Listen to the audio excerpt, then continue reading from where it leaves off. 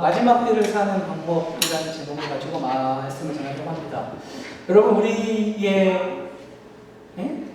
우리의 생각에 마지막 때는 종말은 예수님이 오실 그 날이라고 이야기하지만 사실 이미 마지막 때 종말은 왔습니다. 언제? 예수님이 이 땅에 오심으로 말미암아서 이 땅은 끝났고 하나님의 나라가 건설되기 시작했습니다. 그래서 우리는 마지막 때를 살아가고 있습니다. 근데 여러분, 이 마지막 때를 종말을 잘못 이해한 사람들이 참 많더란 말이에요. 1992년 10월 28일에 한 교회가 문을 걸어 잠기고 장로가 뜨겁게 기도하기 시작했습니다. 수많은 취재진들이요 그 교회를 둘러싸고요 취재하기 시작했거든요. 어떤 일이었냐면 이정림이라는 목사라고 하기도 하고 사기꾼입니다. 이정림이라는 사람이 10월 28일에 이 자정에 휴거가 일어난다. 그리고 1999년에 이 땅에 종말이 일어난다고 선포했습니다. 그걸 믿는 사람이 있던 거죠. 근데 자정이 지났는데 아무 일도 안 일어나는 거예요. 그 교회 안에 있었던 사람들이 되게 민망하게 얼굴을 가리면서 나오는 뉴스를 봤던 기억이 있습니다. 사입이죠, 사입이. 이 검찰 조사 결과 이 이장님이라는 사람이 신도 4명으로부터 6억 5천원을 발췌했습니다. 그리고 또 헌금한 돈을 개인의 목적으로 34억을 사용한 장부가 입수가 됐습니다. 그러니까 자기 성도들에게는 이제 종말 때가 얼마 안 남았기 때문에 헌금해라 다 해놓고 자기는 그 돈으로 흥청망청 돈을 쓰고 있었던 거죠. 그리고 뿐만 아니라 참 놀라운 게 이런 말도 안 되는 이 종말론에 빠져서 1,000만 원 이상 헌납한 신도가 30명이 넘었답니다. 얼마입니까? 3억입니까? 3억. 그러니까 어떤 사람들은 그 10월 28일까지의 생활비를 남겨놓고 다 재산을 헌납한 사람도 있어요. 시한부 종말론을 주장했지만 자신은 뒷고모로 자신의 살 길을 이렇게 준비해 놓고 있었던 거죠. 근데 이렇게 형을 이렇게 받은 거 보니까 얼마 안 받았더라고요. 5년도 안 되게 받았더라고요. 사입이라고 하기보다는 거의 사기꾼이죠. 네, 여러분, 시한부 종말론을 부추기는 주장은 비단 이단에서만 일어나는 게 아니거든요. 정통 교회 목사님들도 자주 사용했던, 지금은 많이 사용하지 않지만 자주 사용하는 단골 메뉴 중에 하나입니다. 왜냐하면 이 시한부 종말론이 사람의 이 무서움을 조장해서 이 성도들의 충성을 강요하기가 쉽기 때문입니다. 여러분, 신천지가 왜 14만 4천 명을 물고 늘어집니까? 야, 너 딱 하나님이 14만 4천 명만 정해놨는데 너 여기 안 들어갈 거야. 그렇죠? 여러분, 지구의 인구가 얼마죠? 잘 모르겠어요. 많잖아요. 근데 거기에서 14만 4천 명만 들어갈 수 있대요. 얼마나 조급해요. 나 이때까지 예수님만 믿으면 천국 갈 수 있다고 믿었는데 정확하게 14만 4천 명만 들어갈 수 있다고 하니 몇 억이 넘는 인구에서 14만 4천은 그 조그만 사람만 들어갈 수 있다고 하니까 얼마나 조급해지겠어요. 그러니까 신천지에서 시키는 걸 다 하는 거예요. 기존교회 들어가 사는기 해라. 다 듣는 거예요. 왜? 지 천국 들어가요. 얼마나 이기적인 신앙이에요. 그걸 신앙이라고 생각해요. 여러분, 이게 이단에서 뿐만 아니라 교회에서도 그렇단 말이죠. 두려움을 조장해서 충성을 요청해요. 여러분, 일부 교회지만 이런 종말론을 가르치는, 잘못된 종말론을 가르치는 교회가 있기 때문에 이단들이 말하는 시한부 종말론에 쉽게 미혹됩니다. 요즘에도 여러분 전대 후문 들어 나가잖아요. 지금도 있나? 이렇게 피켓 들고 베리치 하면 지옥 간다 얘기했어요. 들고 있어요. 가끔씩 남자 화장실에 가보면 저기 뭘까요? 화장실에 가보면 베리치 박으면 지옥 간다 이렇게 떠요. 이게 붙어져 있어요, 스티커. 그런 분들 보면 참 불쌍해요. 붙잡고 이야기해주고 싶어요. 작년에 여러분 목포에 이런 비슷한 일이 있었어요. 우리 교회와 굉장히 가까운 교회에, 우리 교단 교회에 청년부 목사님이 이런 주장을 한 거예요. 시한부 종말. 그래서 몰래 이 설교를 하다가 담임 목사님한테 걸렸어요. 그래서 그분이 자기의 어떤 문제가 되지 않기 위해서 영상을 다 지우고 청년 몇을 데리고 해남인가 영암으로 도망쳤다는 얘기를 들었어요. 놀랍죠? 여러분, 만약 교회가 건강한 성경관과 종말론을 가르쳤다면 이단들은 한국 교회에 발도 딛지 못했을 겁니다. 그런데 목사님들이 이런 잘못된 설교를 해요. 여러분, 지구 종말이 언제인지 집중했었던 때가 있었어요. 저 어렸을 때는 어떤 설교까지 하셨냐면 단위에서 생생하게 기억하는데 EU 연합 있죠. EU. 유럽 연합이 안 됐을 때 이 유럽 연합이 적그리스도다. 이런 말씀을 강조했어요. 그래서 EU, 이 유럽 연합하면 큰일 난다. 이런 말씀 전했어요. 그러니까 옛날에 이랬어요. 근데 여러분, 성경이 말하는 종말론은 뭐냐면 언제 몇 년 몇 월에 오신다는 이야기가 아닙니다. 뭘 강조해서 성경이 이야기하냐면, 야, 너 마지막 때를 어떻게 살 것인가에 집중해서 살아라 라고 성경은 이야기해요. 여러분, 오늘 5장 1절 보면 이렇게 이야기하잖아요. 형제들아, 때와 시기에 관하여는 너희에게 쓸 것이 없다. 야, 이런 거 마음 쓰지 마. 이거 중요한 거 아니야. 야, 너희 지금 마지막 때를 살고 있는데 너희가 어떻게 살아야 하는지가 더 중요해. 여러분, 주의 재림에 대한 영적 각성과 근신의 교훈을 여러분 어제 본문 11절까지 이야기했다면 오늘부터는 좀 더 자세하게 예수 그리스도를 기다리는 성도들이 어떻게 바람직하게 살 것인가에 대한 교훈을 합니다. 그것이 12절부터 시작되죠. 여러분, 데살로니가 교회는 바울이요, 개척한 교회인데 바울이 머물렀던 시기가 결코 길지 않았어요. 길어야 3개월. 그러니까 3개월 동안 훈련시키고 개척하고 떠난 거예요. 그러니까 이 교회가 어떤 조직이나 이런 거 좀 튼튼하지 않았을 거 아니에요. 그러니까 너무 이 데살로니가 교회를 향한 바울의 마음은 아파요. 아픈 손가락이에요. 그래서 보낸 편지가 데살로니가 전서예요. 너희가 어떻게 사니 나 너무 불안했다. 그런데 디모데를 보내서 내가 들어보니까 너희가 잘 지내고 있다더라. 너무 기쁘다. 이렇게 시작하는 게 데살로니가 전서거든요. 여러분, 그런 교회를 향해서 그 아비의 어미의 마음을 품고 쓴 편지가 이건데, 이 교회에 문제가 있었던 것 같아요. 아까 3개월 동안 말씀을 가지고 떠나버렸기 때문에 여러분, 리더를 훈련해서 충분히 훈련시켜서 충분히 임명할 수 있는 시간이 아니잖아요. 3개월이.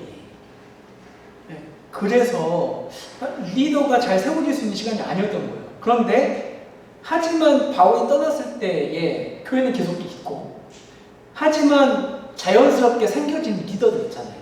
자신들 안에서 리더들이 생긴단 말이에요. 그러니까 성도들 가운데 앞장서서 수고하고 이끌고 권면하는 이들이 생겨날 수밖에 없어요. 모임에는 항상 그럴 수밖에 없잖아요. 그런데 이 리더들과 일반 회중들 몇몇 사이에 좀 문제가 생기는 것처럼 보여요. 어떤 문제였냐면, 교인 중 몇 명이 이 시한부 종말론에 취한 거예요. 예수님이 오신다고 했어. 그러니까 우리는 그날만 기다리자. 그렇죠. 일상을 다 내려놓고 하늘만 쳐다보고 있는 거예요. 이 담미선교회처럼. 10월 28일 날 온다고 했던 그 선교회가 담미선교회거든요. 하늘만 보고 있는 거예요. 근데 이게 혼자만 그러면 상관없는데, 이게 어떻게 해서든 다른 사람의 영향을 받기 시작하고, 야, 너 왜 그러고 있어요? 이렇게 하다 보면 그럴듯하거든요. 같이 일상을 놓고 하늘 막 보고 있는 거예요. 그렇게 여러분, 하나 둘 사람이 퍼지기 시작하면서 교회에 문제가 생기기 시작하잖아요. 분명히 바울 선생이 자기들이 가르친 그 마지막 때는 이런 게 아닌데 일상을 아예 내버리고 하늘만 바라보고 있으니까 그런 문제가 생기니까 바울이 그 문제를 듣고 편지를 하는 겁니다. 야, 너희가 세운 그 지도자를 인정해줘. 그 교회의 지도력이 문제 생긴 그 교회에, 야, 너희의 지도력을 인정해줘라는 말을 12절부터 해요. 바울이 세우진 않았지만 교회에서 자이든 타이로 세워진 자들, 그들은 분명히 데살로니가 교회 성도들을 위해서 자신의 삶을 희생하고 있는, 헌신하고 있는 사람들이 맞거든요. 리더십 교육을 받을 수 있는 충분한 시간이 없었음에도 불구하고 그래서 그들이 좀 부족할지도 몰라요. 하지만 그들은 성도들을 위해서 자신의 모든 것을 드리고 있는 리더들이었습니다. 부족하지만 그들은 리더가 맞습니다. 성도를 위해서 수고하고요. 그들의 권위로 다스리고요. 권면하는 자들이었다고 12절에 이야기하죠. 여러분, 이 12절에 이야기하는 형제들아 우리가 너희에게 구하노니 너희 가운데서 수고하고 주 안에서 너희를 다스리며 권하는 자들을 너희가 알고라고 이야기하죠. 여러분, 교회가 세워야 할 리더의 조건이 사실 여기 다 들어있어요. 그렇죠? 수고할 수 있는 자, 그렇죠? 그러니까 권위로 다스릴 수 있는 자, 그리고 권할 수 있는 자가 교회 리더예요. 여러분, 수고하는 뜻이 뭐냐면 막노동하는 거예요. 몸을 써서 일하는 거예요. 여러분, 머리를 쓰는 게 힘들지만 몸을 쓰는 일을 해보면 이건 진짜 에어컨 밑에서 일하는 게 진짜 감사한 일이다 느껴지거든요. 이 수고가 그거예요. 노력해서 피곤해 지칠 대로 지친 거예요. 근데 지금 이 리더들이 그런 상태까지 올 정도로 사랑의 수고를 하고 있는 사람들이잖아. 야, 너희의 리더들이 그런 사람들이야. 사랑의 수고를 하고 있어. 그리고 또 어떻습니까? 그들의 성도들을 다스리고 있습니다. 여러분, 이 다스리다는 말은 앞장서다라는 뜻이 있어요. 앞장서다라는 뜻, 그리고 감독하면서 보살피다라는 뜻이 있어요. 이게 무슨 말입니까? 그들이 그냥 힘을 가지고 막 이게 아니라 먼저 앞장서서 모범을 보이고 감독하고 성도들을 살피고 있는 겁니다. 그런데 이 다스림의 전제가 있어요. 그 앞에 뭐가 있죠? 주 안에서 너희를 다스리며. 그들은 주님 안에서 그들에게 주어진 권위를 사용해요. 여러분, 신앙 공동체에서요, 가장 리더십 조건 중에 하나가 이거예요. 주님 안에서. 이 사람이 주님 안에서 무언가를 하는가, 아니면 자기의 뜻대로 하는가. 그렇죠? 여러분, 주님의 주신 그 권위를 벗어나는 순간, 여러분, 그 사람은 목사가 되었던, 회장이 되었던, 장로가 되었던, 주님이 주신 권위를 벗어나는 순간 이용하고 착취합니다. 이장님처럼. 그렇죠? 다미선 교회 이장님 그 사기꾼처럼. 여러분, 데살로니가 교회는 또 어떻습니까? 권했어요. 그 리더들. 주 안에서 권했어요. 이 권했다는 말은 뭐냐면 허물이나 잘못을 책망했다는 겁니다. 근데 그것도 앞에 주 안에서라는 말에 걸려 있습니다. 그렇죠?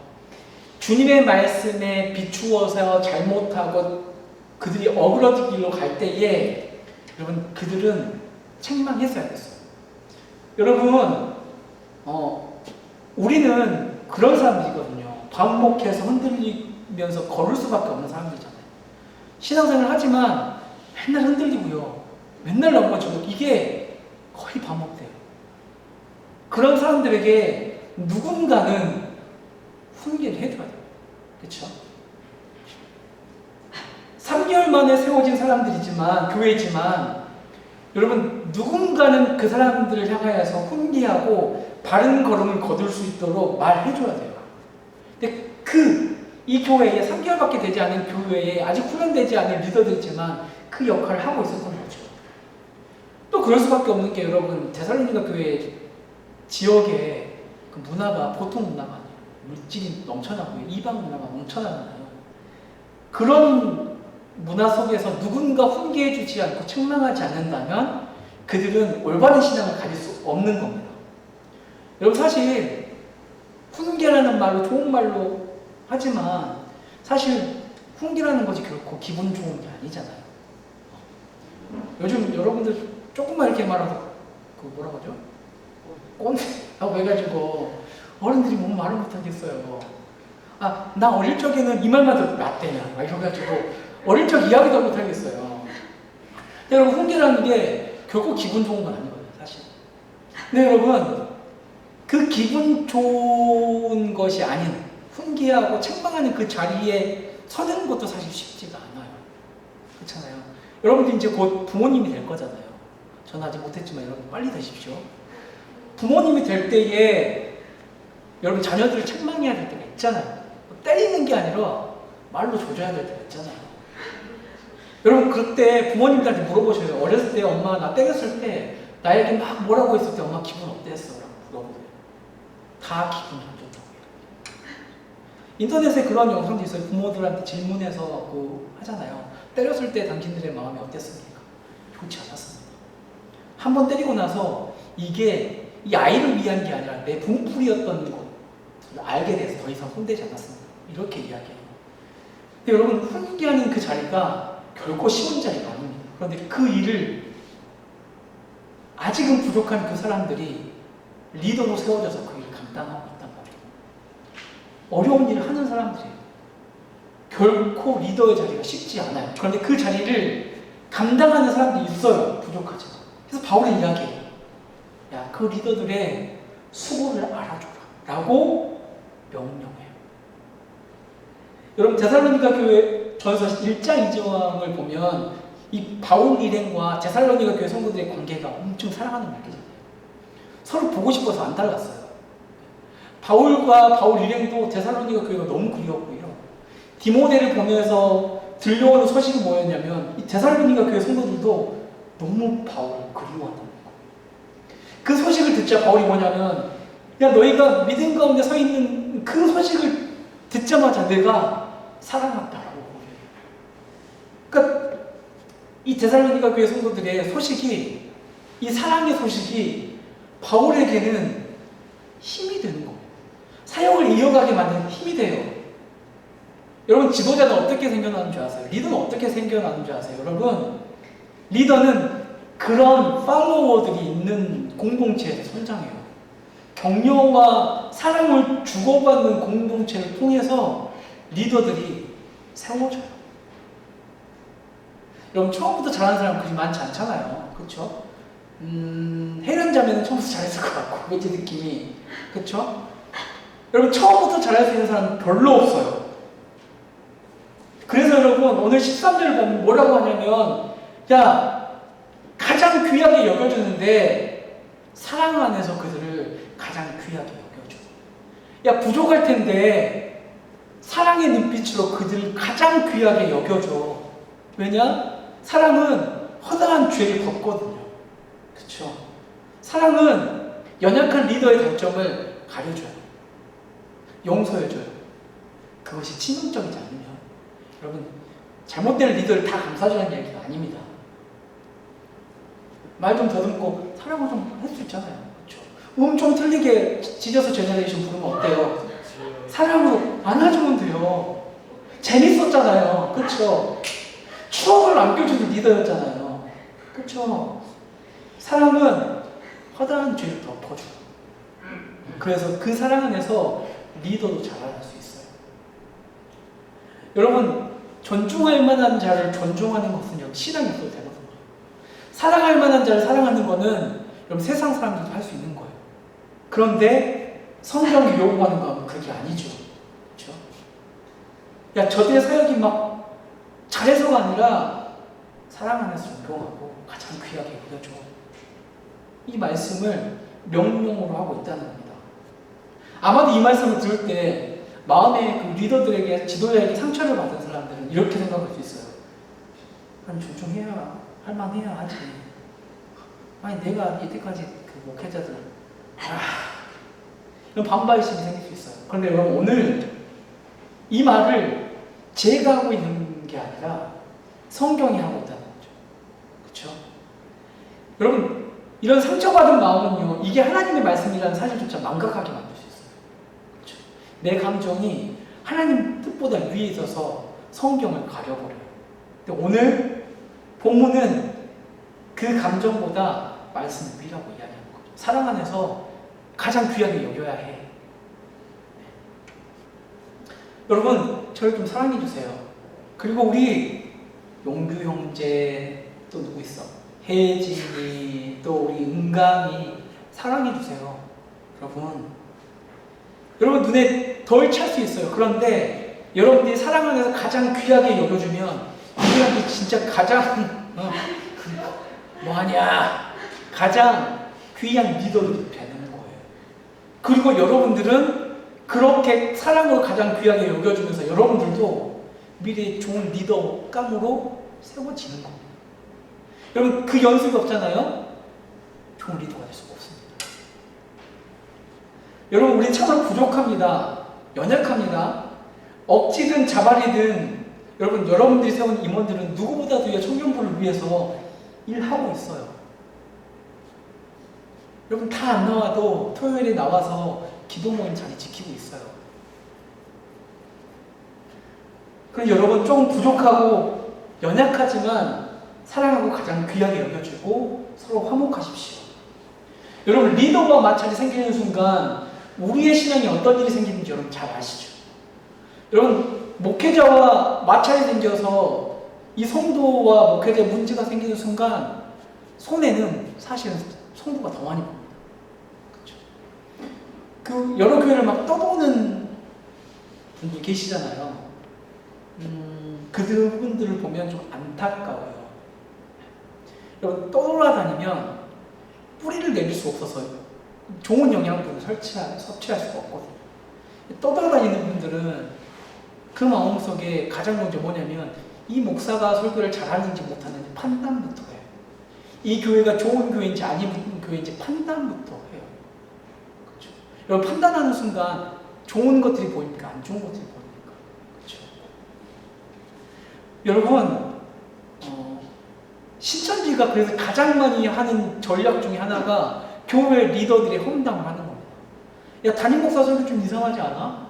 야 부목사 이상해 못생겼잖아 이렇게 해요. 문제가 있는 거야 이렇게 해. 그래서 여러분 리더들에 대한 사랑과 신뢰를 무너뜨려요. 그러면 자연스럽게 교회를 떠나게도 그 사람들을 자연스럽게 신천지로 흡수하는 겁니다. 그럼 기존 교회를 계속해요. 야, 교회 말하죠. 세습하고 막 속 시원하잖아요. 여러분 서로를 사랑으로 가장 귀하게 여기지 않으면 화목하지 않으면 결국 무너지는 건 우리의 신앙입니다. 여러분 마지막 때 이게 가장 중요한 게 뭐예요? 우리 신앙을 지켜야 되는데 리더와 목회자와 사랑과 화목하지 못해서 교회를 떠나게 된다면 여러분 우리 신앙은 진짜 굉장히 치명적인 타격을 입게 되는 거예요. 그래서 지금 바울이 마지막 때를 사는 방법 중에 하나로 리더들과 화목하라고 얘기하는 거예요. 이제 14절에서 16절에서 바울은 모든 성도들이 주의해야 할 내용들을 간결한 명령으로 소개합니다. 게으른 자들을 권계하라고 명령해요. 아마 뜨끔하시는 분들도 있을 수 있어요. 근데 여러분 오늘 본문에서 말하는 이 게으른 자들, 다른 번역본으로 보면 이 게으른 자가 어떻게 번역되냐면 무질서한 자, 제멋대로 사는 자로 번역합니다. 뭐냐면 교회 리더십을 거부하고 신앙의 질서를 따르지 않는 사람들 있잖아요. 그러니까 교회 질서를 어지럽히고 권위를 무시하는 성도들, 그들을 향하여서 훈계하라고 이야기합니다. 그래서 교회의 권위 중에 하나가 권징이 있어요. 권징이라는 게 있어요. 그렇죠? 왜 있냐? 성도들을 닥달하려고 있냐? 아니에요. 그것이 그 성도를 향한 좋은 방법 중에 하나이기 때문이에요. 교회의 질서를 유지할 수 있는 방법. 그래서 교회는 권징이라는 것이 있습니다. 게으른 자를 권계하라고 해요. 무질서한 자를 권계하라고 해요. 그 다음으로 마음이 연약하고 힘없는 자들이 등장하죠. 여러분 교회 안에는 늘 이런 사람들이 있기 마련이에요. 그렇죠? 바울은 그들을 붙들고 격려하면서 오래 참아주라고 명령합니다. 여러분 그들을 돌보고 살피는 것이 단순히 일회성 이벤트로 끝나면 안 되고요. 돌봄과 섬김의 마지막에 뭐라고 하냐면 오래 참아주라고 이야기해요. 그럼 뭡니까? 일회성이 아니라 계속해서 그들을 돌보고 살피라는 겁니다. 그럼 얼마나 오랫동안 참아야 됩니까? 그렇죠? 그 답은 이겁니다. 문맥상 우리 주님이 강림하실 때까지 너희는 오래 참아주고 돌보고 섬겨야 해. 그렇죠? 23절에 보면 주 예수 그리스도께서 강림하실 때에 흠없게 보존하게 되기를 원하노라. 그때까지 너희가 해야 할 것은 연약한 자들 돌보아주고 연약한 자들을 오래 참아주어야 해. 그럼 왜 오래 참아주어야 합니까? 왜? 여러분, 말세의 특징 중에 하나가 뭔 줄 아세요? 조급함입니다. 조급함. 디모데후서 3장 4절 보면 말세에 고통하는 때가 이르러 점점점점 해서 배신하며 조급하며 말했어요. 조급함이 여러분 말세의 특징이에요. 반대로 오래 참음은 하나님의 선하신 성품입니다. 하나님의 성품을 담은 오래 참아주는 사랑은요, 여러분 결국 이겨요. 그리고 그 사랑이 사람을 바꿉니다. 그리고 그 사람을 사랑하기 위해서 오래 참아주기 위해 애쓰는 당신들은 결국에는 예수 그리스도를 닮은 사람으로 변화될 거예요. 그래서 여러분, 내 옆에 게으른 자들, 연약한 자들을 두시는 겁니다. 여러분, 사람을 섬긴다는 게 사실 쉽지가 않잖아요. 우리 그런 속담 있잖아요. 뭐죠? 머리 검은 짐승은 거두면 안 된다. 그러잖아요. 왜? 너무 힘드니까. 그리고 여러분, 그 유튜브 보면 막 하악질하는 고양이들도요, 막 돌봐주고 하면 얘가 은혜를 알아서요. 따라요. 배신하잖아요. 사람은 물에서 구해졌더니 내 보따리 내놓으라고 해요. 그렇잖아요. 여러분, 우리의 섬김을 악용할 수 있는 존재가 사람이잖아요. 그렇죠? 소망을 두기가 쉽지가 않아요, 사람한테. 그럼에도 불구하고 모든 사람을 대할 때 오래 참으라고 이야기하고요. 악을 악으로 갚지 말라고 하고요. 항상 선을 따라가라고 이야기합니다. 21절, 22절도 이거부터 범사에 해야 좋은 것을 취하고 악은 어떤 모양이라도 버려라. 여러분, 세상이 악을 행한다고요. 예수 믿는 우리도 세상과 같이 악을 행하는 순간, 악을 악으로 갚는 순간 이 땅에 더 이상 소망은 없습니다. 여러분, 수많은 SNS에 수많은 메시지들이 야, 너한테 못해주는 사람한테 똑같이 못해줘 이렇게 이야기하지만 성경은 다르게 이야기해요. 악을 악으로 갚지 말아라. 최대한 헤아려서 선한 것을 따라가라. 취해라. 악은 모양이라도 버리라고 이야기합니다. 여러분, 여러분들이 하나님의 손을 붙잡고 있어야 여러분, 이 땅이 무너지지 않습니다. 고로 여러분들이 이 땅이 희망이고 소망입니다.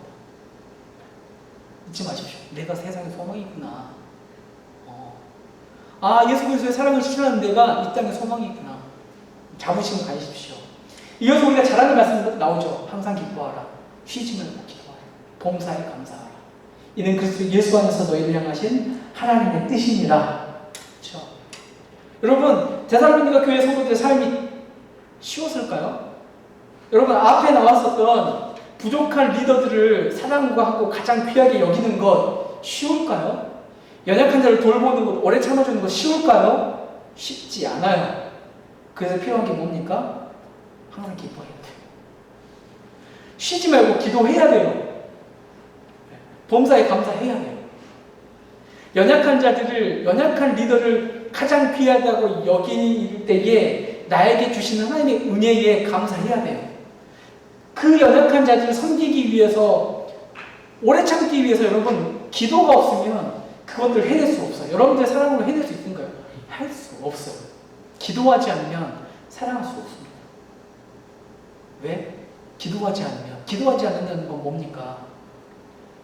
주님 없어서 나는 뭐든지 할 수 있습니다. 고백이거든요. 근데 여러분, 당장의 사랑도 제대로 못하잖아요. 그래서 여러분, 쉬지 말고 기도해야 하는 이유가 여기 있어요. 또 항상 왜 기뻐해야 합니까? 마지막 때를 이 방법으로 살아가는, 손해보고 살아가는 예수 믿는 사람들을 마지막 때에 예수 그리스도가 갚아주실 것을 믿기 때문에 기뻐합니다. 나의 하늘의 상이 쌓아지고 있구나. 황금덩어리 주시는 거 아닙니다. 황금덩어리 주시는 거 아닙니다. 그런 찬양이 있어요. 땡큐라는 찬양이 있어요. 한번 제가 이야기한 적이 있나요? Thank you for giving to the Lord. 뭐 이런 노래거든요. 내용이 뭐냐면 한 사람이 꿈이 꿔요. 천국에 갔어. 천국에 가 예수님하고 막 걸어오고 있는데 어떤 사람이 막 자기한테 와서 아는 척, 모르는 사람인데 아주 하는 말이, 내가 8살일 때 당신이 주일학교 선생님이었습니다. 당신이 전해준 복음 때문에 내가 예수를 믿었고 천국에 올 수 있었습니다. 감사합니다. 이게 1절 가사예요. 2절 가사는 뭐냐면 또 막 걸어가고 있는 한 사람이 또 와가지고 아는 척하면서 고맙다고. 왜 그러냐고 그랬더니 선교사님이 보여준 사진을 보고, 선교지의 그 사진을 보고 당신이 눈물을 흘리며 보내준 그 선교문 때문에 내가 예수를 알게 됐습니다. 감사합니다. 이게 2절 가사. 3절 가사. 이렇게 걸어가고 있는데 이 사람을 만나기 위해서 줄이 쫙 서 있어요. 이 사람에게 감사하다고 이야기하고 싶었어. 예수님이 옆에서 이야기해요. 야, 이게 내가 너에게 준비해 놓은 하늘의 면류관이야. 하늘의 상급이야. 여러분, 마지막 때 주님을 만났을 때 주님이 우리에게 준비해 놓으신 상급이 뭐라고 생각하세요? 면류관이에요. 여러분들이 기도하면서 항상 기뻐하며 쉬지 말고 기도하면서 범사에 감사하면서 연약한 리더들을 사랑하면서 가장 귀하게 여겨주는 것. 그래서 이 사람이 좋은 리더가 되어지는 것. 그렇죠? 연약한 자를 끊임없이 사랑해서 결국 그들이 좋은 신앙인으로 성장해서 천국에서 만나는 것. 그게 우리의 면류관이에요. 그게 우리의 면류관. 그래서 여러분 항상 기뻐하고 쉬지 말고 기도하고 봉사에 감사하라고 이야기합니다. 이것이 너희를 향하신 하나님의 뜻이라는 뜻. 하나님의 뜻. 선택 상황이 아니라 반드시 해야 하는 하나님의 뜻이라고 이야기합니다. 이 세 가지는 우리를 향하신 하나님을 전적으로 신뢰해야만 가능한 거잖아요. 마지막 때에는 결국에는 하나님을 신뢰하며 나아가는 거예요. 19절, 20절에 성령을 소멸하지 말며 예언을 멸시하지 말라고 명령합니다. 아주 그냥 간단하게 풀게요. 성령은 어떤 일을 합니까? 말씀 깨닫게 하셔요. 오늘 본문에 말하는 예언은 미래를 말하는 예언도 있겠지만 말씀을 이야기해요. 그러니까 말씀을 통해서 일하시는 성령을 멸시하지 말라는 거죠. 소멸하지 말라는 거죠. 말씀을 멸시하지 말라는 거죠. 특별히 27절을 보면 너희를 명하노니 모든 형제에게 이 편지를 읽어주라. 그러니까 한 사람만 보는 게 아니라 교회에 이 편지를 읽어주라고 이야기해요.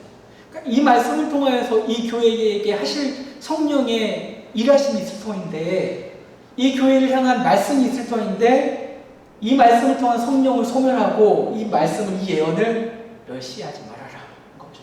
이걸 좀 확대해 보면 말씀을 통해서 우리에게 주시는 것들을 소멸하지도, 그러니까 말씀을 통해서 일하시는 성령을 소멸하지도 말씀 멸시하지 말라는 말씀까지도 적용할 수 있는 겁니다. 자, 이제 바울이 마지막 인사를 나누죠. 여러분, 바울은 마지막 인사를 보면 하나님께서 마지막 날 우리에게 기대하고 계시는 것을 알고 있어요. 여러분, 바울은 이야기하죠. 야, 예수님이 언제 오실지 하늘만 바라보고 재산 다 팔고 하늘 바라보고 있지 말고, 야, 마지막까지도 너희의 영과 혼과 몸이 흠없이 거룩하게 보존되기를 소망한다 라고 이야기하죠. 그럼 마지막 때에 우리가 해야 할 게 이겁니다. 영혼, 육이 거룩하게 보존되기를 위해서 살아가는 것. 그렇죠? 여러분, 성경의 정말로는 때와 기한의 문제가 아닙니다. 그렇죠? 주님이 오실 때까지 그분 앞에 드러날 우리의 삶과 인격에 관련된 문제예요. 악과 타협하지 않고 거룩한 삶을 사는 것, 내 옆에 사람을 끝까지 사랑해내는 것, 그가 마지막 때를 사는 예수 믿는 청년들이 살아가는 방법입니다. 마지막 때에 그런 삶을 사는 여러분들 두 팔 벌려 주님이 맞이해 주실 겁니다. 기도하겠습니다.